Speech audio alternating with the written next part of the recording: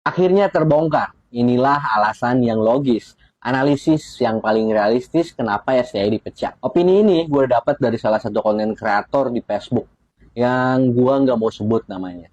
Dan setelah gue baca dan gue cerna, ternyata ada benernya juga ya.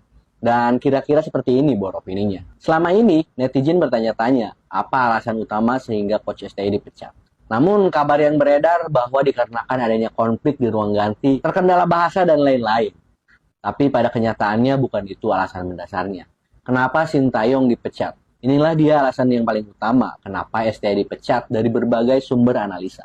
Ingat nggak kalian, waktu Indonesia mengalahkan Arab Saudi 2-0, sempat beredar rumor bahwa STI akan menetap dan akan tinggal di Indonesia jika lolos Piala Dunia.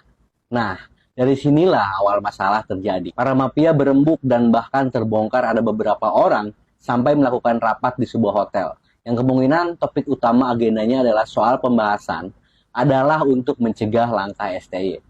Alasannya apa? Kenapa mereka mau mencegah langkah STY?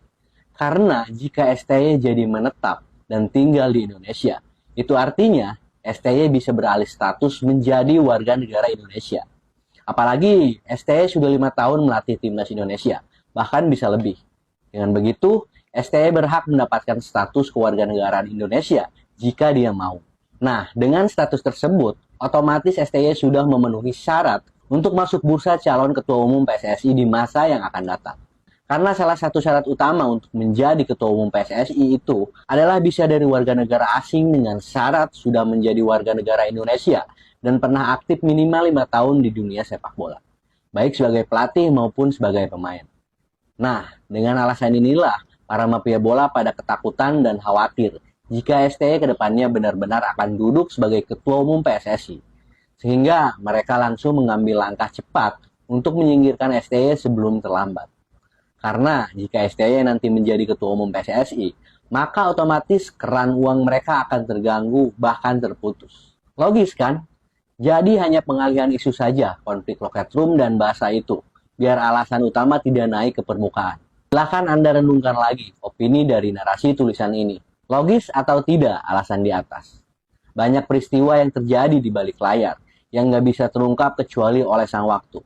Jika segala sesuatu sudah jadi politik, akan sulit sekali dicegah karena adanya kepentingan. Apapun keadaannya, semua tinggal cerita. Sudah berlalu dan timnas Indonesia lolos kualifikasi round 4, grup Piala Dunia. Butuh fokus totalitas untuk mewujudkan mimpi timnas. Kita dukung timnas lolos Piala Dunia. Silahkan berikan opini yang lain, bebas dan sopan, tanpa menyalahkan opini beda teman yang lain. Semua karena kecintaan dan kerinduan fans timnas Indonesia berharap lolos Piala Dunia. Kira-kira seperti itu Borboninya. Menurut kalian gimana? Masuk akalkah opini ini? Tulis komennya di bawah. Terima kasih.